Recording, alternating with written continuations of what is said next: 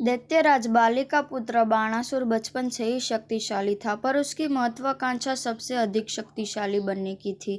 इसके लिए उसने भगवान शिव की घोर तपस्या की। भगवान शिव ने प्रसन्न होकर उसे सहस्त्रों बाहु और महाशक्तिशाली होने का वरदान दिया।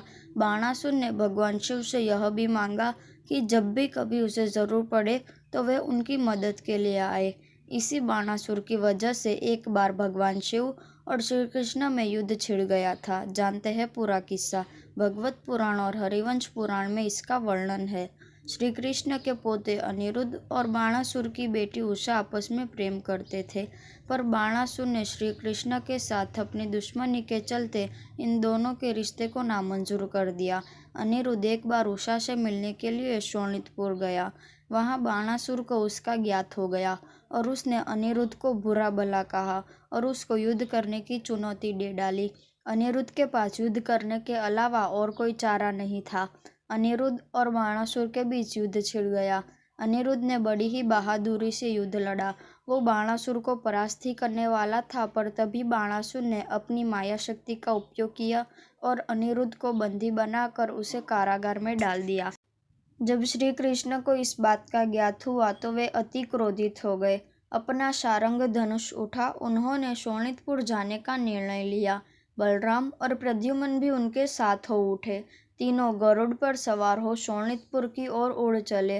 बाणासुर ने जब श्री कृष्ण को आते हुए देखा तो उसने भगवान से प्रार्थना की कि श्री कृष्ण से उनका युद्ध होने वाला है, तो मेरी सहायता कीजिए। जैसा कि हमने बताया था, बाणासुर ने भगवान शिव से वरदान लिया था कि वो किसी भी विकट स्थिति में उसकी और उसके राज्य की रक्षा करेंगे। श्री कृष्ण और उनकी सेना ने बाणासुर के राज्य के सामने डेरा डाल लिया। बाणासुर भी वहां आ गया और वहां युद्ध छिड़ गया। भगवान शिव ने अपने कई भूत प्रेत गण पिशाच श्री कृष्ण को पकड़ने के लिए भेजे, पर उन सब को तीरों की वर्षा कर श्री कृष्ण ने भगा दिया। उन सब को ऐसे परास्त हुए भागते हुए देख भगवान शिव ने अपने पुत्र कार्तिकेय को श्री कृष्ण को वश में करने के लिए भेजा। मोर पर सवार कार्तिकेय ने श्री कृष्ण, बलराम और प्रद्युम्न पर हमला बोल दिया। गरुड़ ने जब कार्तिकेय की सवारी मोर को पूरी तरह से घायल कर दिया तो डर के मारे वो कार्तिकेय जी को छोड़कर वहां से भाग गया। गरुड़ के इस कार्य से कार्तिकेय जी क्रोधित हो उठे और उन्होंने अपना भाला गरुड़ की ओर चला दिया, और पर उसको बीच हवा में ही प्रद्युम्न ने नष्ट कर दिया। कार्तिकेय और प्रद्युम्न का युद्ध शुरू हो गया। काफी देर तक वे एक दूसरे पर तीर चलाते रहे। लंबे समय तक चली उन दोनों की मुठभेड़ के बाद प्रद्युम्न कार्तिकेय पर हावी हो गए और कार्तिकेय उसके तीरों को और झेल नहीं पाए और वह युद्ध छोड़कर वापस कैलाश चले गए। भगवान शिव ने तब अपनी ज्वार प्रकट की और श्री कृष्ण और उनकी सेना पर छोड़ दी। प्रद्युम्न ने उस ज्वार से लड़ने की कोशिश की, पर वह ज्वार उनके सभी अस्त्र शस्त्र निगल गई और उसके शरीर में प्रवेश कर गई। तब उस ज्वार ने बलराम का रुख किया और उनका भी प्रद्युम्न जैसा हाल कर श्री कृष्ण की ओर बढ़ चली। श्री कृष्ण का उस ज्वार से युद्ध होने लगा।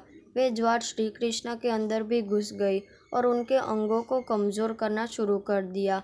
तब इसकी काट के लिए श्री कृष्ण ने नारायण ज्वार का आह्वान किया और उसने शिव की ज्वार का असर कम कर दिया। तब भगवान शिव की ज्वार वहां से चली गई। तब स्वयं भगवान शिव नंदी पर सवार हो युद्ध क्षेत्र में आए। अपने पिनाक धनुष से उन्होंने कृष्ण पर पिशाच, राक्षस, रौद्र, अंगिरस नामक 4 घातक बाण छोड़े, जिसका प्रतिकार करने के लिए श्री कृष्ण ने व्याव्य, सुवित्र, वसाव और मोहन बाण चलाए। तब श्री कृष्ण ने वैष्णवास्त्र भगवान शिव की ओर चलाया, पर उसको शिवजी ने अपने पाशुपतास्त्र से निष्क्रिय कर दिया। भगवान श्री कृष्ण को तब तक समझ आ चुका था कि भगवान शिव अपने आप के लिए नहीं बल्कि बेमन शोणितपुर की रक्षा हेतु युद्ध लड़ रहे हैं। हरिवंश पुराण के मुताबिक तब श्री कृष्ण ने जृंभनास्त्र का उपयोग कर भगवान शिव को निद्रा में भेज दिया। इस वाक्य का वर्णन शिव पुराण में भी है। जब किसी भी तरह से श्री कृष्ण भगवान शिव को पार नहीं कर पा रहे थे और श्री कृष्ण के हर अस्त्र का जवाब दे रहे थे, तब वही मन में उन्होंने शिव की तपस्या की। जिस पर उन्होंने श्री कृष्ण को भी वर मांगने को कहा और श्री कृष्ण ने कहा कि आप मुझे ऐसा वर दीजिए कि जिससे कि मैं आपको परास्त कर सकूं।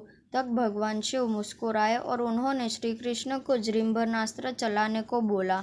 जब श्री कृष्ण ने वो अस्त्र चला, भगवान शिव को निद्रा में भेज दिया। हरिवंश पुराण और शिव पुराण में बस इस वाक्य में ही थोड़ा अंतर है, बाकी पूरी घटना समान ही है। भगवान शिव को ऐसे बेहोश देखकर बाणासुर भी अपने रथ पर सवार हो श्री कृष्ण की ओर और फिर उनमें भयंकर युद्ध छिड़ गया। बाणासुर ने अपने सहस्त्रों बाहु से सहस्त्र चक्र श्री कृष्ण की ओर चलाए। एक एक को श्री कृष्ण ने अपने बाणों से नष्ट कर दिया। श्री कृष्ण ने सुदर्शन चक्र का आह्वान कर बाणासुर पर चला दिया, जिसने बाणासुर की 4 भुजा को छोड़कर बाकी 996 भुजा काट डाली। तब श्री कृष्ण ने सुदर्शन चक्र को बाणासुर का सर काटने के लिए छोड़ा। तब तक भगवान शिव निद्रा से बाहर आ चुके थे और उन्होंने उसको रोक दिया और श्री कृष्ण को बाणासुर को क्षमा कर देने का आग्रह किया। तब भगवान शिव और श्री कृष्ण ने एक दूसरे को गले लगाया और युद्ध समाप्ति की घोषणा की। श्री कृष्ण तब आदर से भगवान शिव को प्रणाम किया।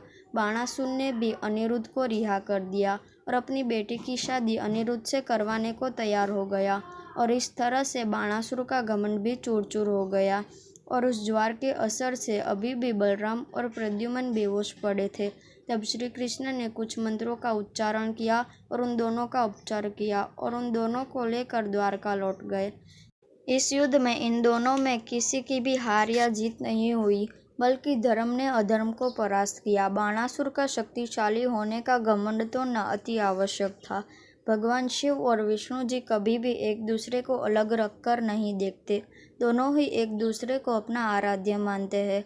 हम महाभारत के ही द्रोण पर्व और भीष्म पर्व को पढ़े तो कई बार इन दोनों देवों ने हमेशा कहा है कि महाभारत में भी श्री कृष्ण और भगवान का रिश्ता भक्त और भगवान की तरह ही है। श्री कृष्ण स्वयं कहते हैं कि भगवान शिव अविनाशी और सर्वोपरि है। इस महाकाव्य में भगवान शिव ने भगवान विष्णु अवतारी श्री कृष्ण की भी कई बार प्रशंसा की है। इस वीडियो के रिक्वेस्ट अखिल जी ने की थी, इसके लिए आपका बहुत बहुत धन्यवाद।